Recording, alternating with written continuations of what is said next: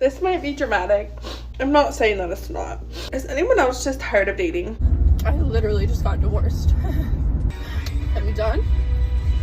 I don't ever have to see him again. You know what, us guys, we spent 20 plus years, some of us being married, to end up like this. I just told him that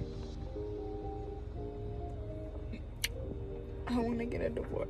You let a lot of things bother you. You overthink and you get angry. When was one of the first signs that I knew something was wrong with my marriage? And I have this memory so heavily imprinted on my brain. I can still feel it to this day, and it sounds so weird.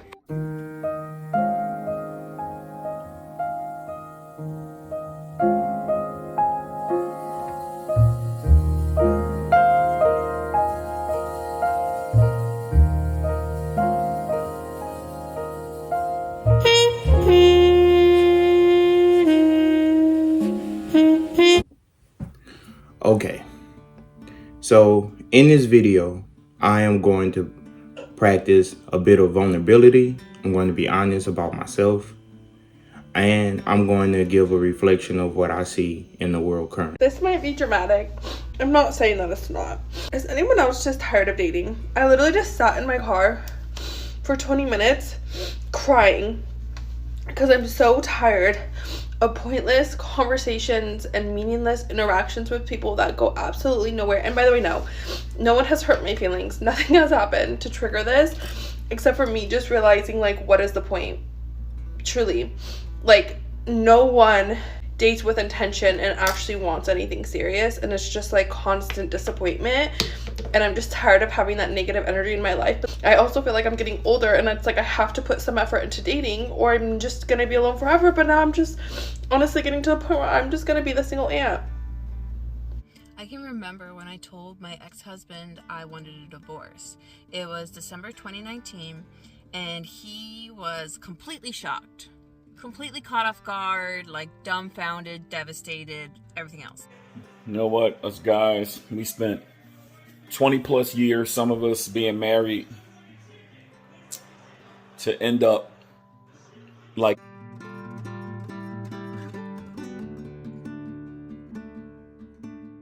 we spent so many years having a family around, the joy and noise of a house full of people, to that.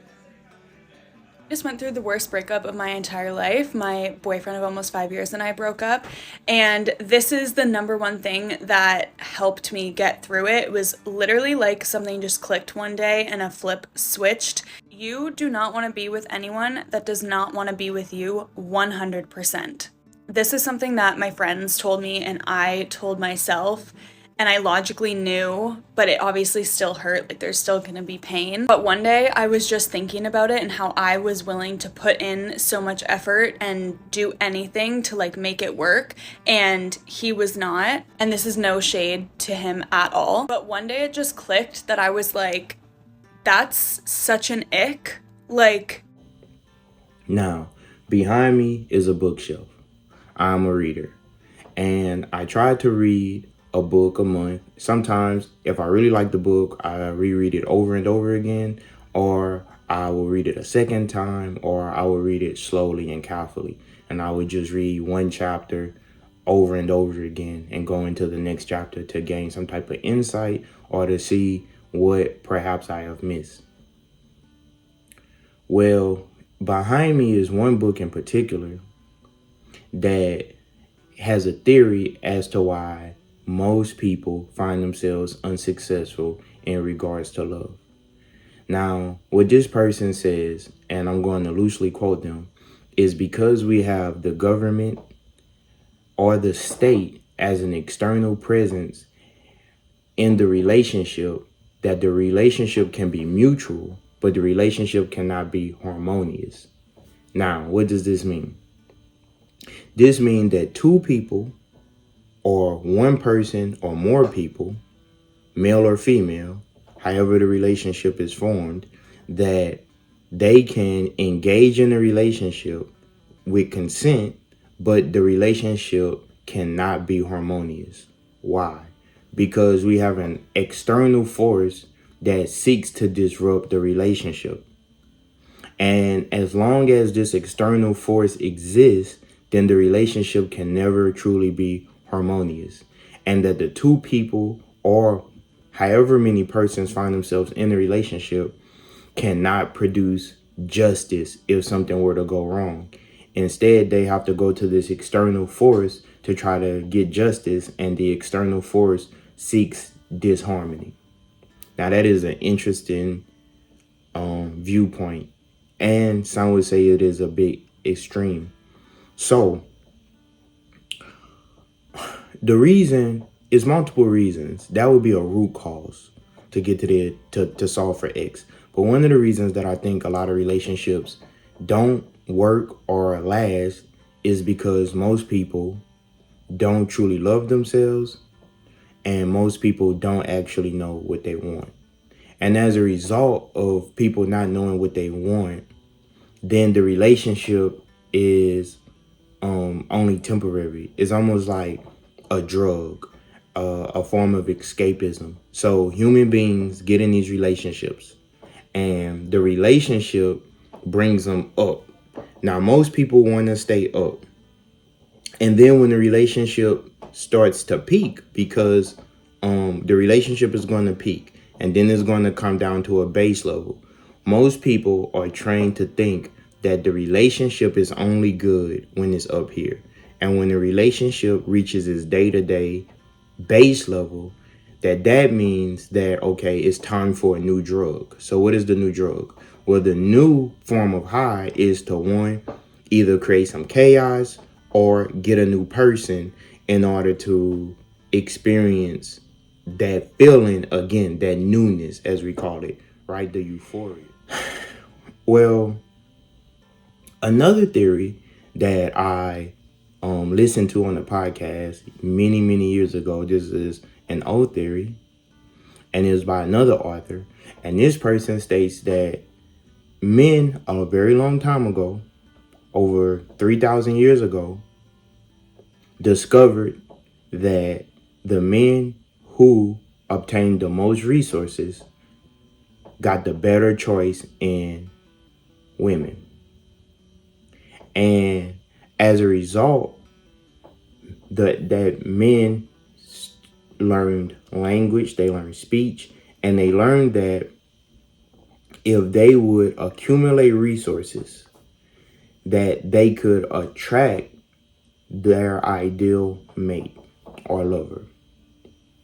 Now, in modern times, many people find themselves unable to attract their ideal mate. On one hand, because resources are harder to gather, resources are scarce. The people who manage to reach the top of this society, they're not going to give up that position lightly. So it's harder for normal people or people that's in the working class or lower class to reach the top. And so for men, this presents a very tough problem where a lot of men find themselves feeling undesired by the opposite sex. So since a lot of men find themselves feeling undesired or undesirable, they lash out or they get confused instead of realizing that part of the reason that they're not able to attract their ideal mate is because, one, they haven't reached a certain social status in order to get on the radar to meet that person. Also, we have to go back to the original theory that there's an external force that's present that interrupts the relationship being mutual and harmonious. Now, this may go over some people's heads. I hope it doesn't. I'm trying to be as frank as possible. But at the same time, I somewhat have to choose my words carefully because this is a public platform. And so I hope that what I'm saying, you're able to keep up with.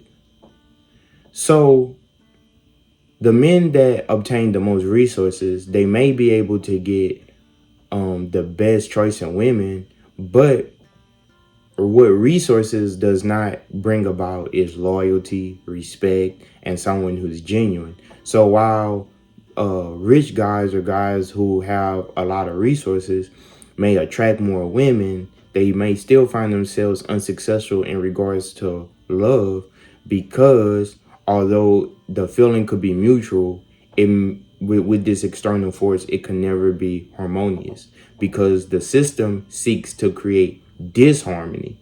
And so it's always going to be this external force to interrupt the relationship. And so what we see, according to the author, is that until the system is replaced with a more just system, a system that promotes harmony to all, then relationships, marriages especially, will never be successful. Now, I know many people are going to say, well, I know such and such and they stay married a long time, or I know this person and they've been in a relationship a long time. Listen, that goes back to his point that relationships can be mutual. But if we judge them by how harmonious they are, then most relationships are not harmonious. Why? Well, because in more ways than one, the state is involved in the relationship and is going to disrupt the relationship. So I give a few examples of what I mean. Of course, the obvious one is divorce, but another one could be health. Let's say one party gets sick in a relationship and can no longer provide. And in order to get certain medicine or healthcare, they either have to sell things, they have to spend their life savings or a lot of money, they have to work a job that they don't really want in order to get health benefits. But this is a part of the problem that's going to create disharmony, because what would fix the relationship is if both parties can be made whole or indemnified. And if one party is sick, but then they can't get well because this external force exists that is going to overcharge that person for getting healthcare, or going to bankrupt that person for getting healthcare, then the union between these people or more than one persons cannot be harmonious. Another example, let's say these two people have an argument and the argument goes left. Well, instead of them two being able to resolve the issue, the external force now comes in to punish whoever they deem as being wronged in the situation. So it's still going to divide and rule, divide and conquer. And so a lot of people find themselves in situations where their relationships are mutual. They want to have the relationship, is what I mean by mutual, but the relationship is not harmonious because they have so much chaos going around them when they step outside or when they go to work, or with so many other people, because this relationship is happening, this sequence is happening all around us to millions of people because of the system. So since this exists, most people are not going to live a harmonious life, because if a person dislikes their job, they dislike their social status, they dislike what they see when they look in the mirror, their family is also, and every family member is also in the disharmonious a disharmonious relationship with oneself. So first it starts with self. Then that relationship that is not in harmony affects every other relationship. And as a result, most people cannot experience a harmonious relationship. So a balanced relationship where they feel as though and realize that they have everything that they need in their relationship. Because since we're made to pay for everything on earth, we're made to have to spend all of our resources in order to keep the things that we have. We're constantly in a struggle of feeling like there's never enough. And that makes us insecure. Then both parties at one time and another are going to blame each other, or however many people are in the relationship, they're going to blame one another instead of recognizing that it is an external force that's causing the relationship to become imbalanced. I give another example. Let's say it's husband and wife. They've been saving money for a long time to buy a new house. Let's say they've been together for 10 years and they have saved a large sum of money to buy a house. And then a recession hits. And now the money that they have to tap into for savings. And let's say the recession goes on for 3 years. And now they have spent about 30% of their savings. And one day an argument occurs because one of the parties claims that the other party is spending too much of the money that they both worked so hard to save. So this argument ensues, and what happens? They blame one another. And as a result of blaming one another, they decide that they are going to spend time apart or separate or perhaps even terminate the relationship. Now, let's go back to the original premise. Why are they feeling disharmony? Why do they want to break up? Well, because that one person would say, well, said partner spent too much money. And no, well, I spent the money because things are more expensive, right? Because we're in a recession. So inflation, things go up. So now they are arguing with each other, not realizing that it is an external force that's outside of them that is causing the recession, which in essence caused the argument. So what happens is when these things happen, whether it's health, labor, law, sex, war, entertainment, all of these things are governed by the state. And as a result, we end up blaming one another for what's going on in the world instead of realizing that both parties really, if we're going to be honest, have very little control over what happens in the world around them. So that could make the female feel insecure about her male mate because she would say, well, you're the man. You are supposed to be able to protect me in this situation. And then the man will say, well, you're the female. You're supposed to be able to have my back in this situation and support me. But the reason why both of them will fail to live up to the impossible standard that really the outside force has created for them to live up to, the idea that they should have this harmonious relationship, this mutual relationship, the reason why it's not actually going to work is because the outside force is still there. It's almost like two kids, right? Or having an argument. But the parent, the guardian, comes in and pins one child against the other child. Instead of doing the harmonious act, the right act, and making sure that everything is right, balanced, and just.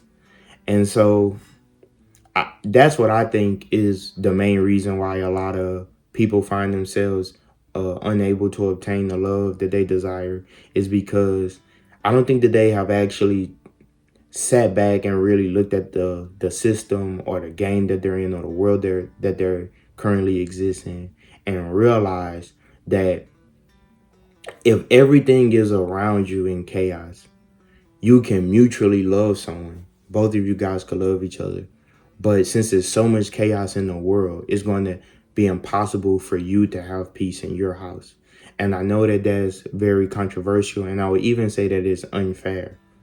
In a perfect world, you would be able to have an harmonious relationship or marriage. You would be able to be with someone or that said person and live out a balanced life.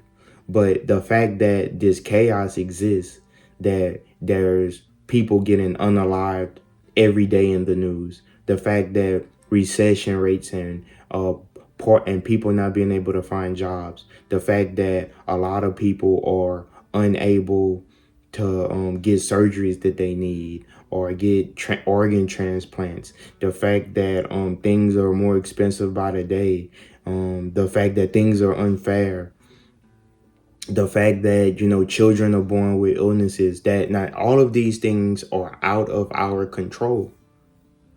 But then we blame each other, and then going back to the next series, we tried to overcompensate by saying, well, I'm going to make more money or I'm going to make myself better.